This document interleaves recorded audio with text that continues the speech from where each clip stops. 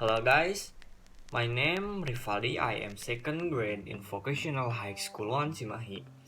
My major is Industrial Electronics Engineering A.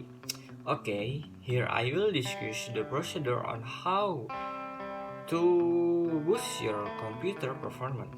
If you complete the following steps, the performance on your computer will be more stable. The first step, turn on your computer and make sure your computer operation system is Windows. The second, hold Windows button and R button in desktop, like this. Type %10% in empty bar and enter or click OK, like this. Okay. Pass button, Control plus A to automatically select all useless change file, like this.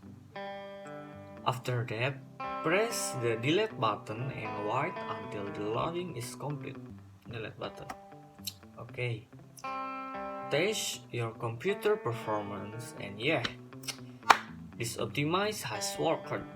But if it doesn't work, try repeating the steps move.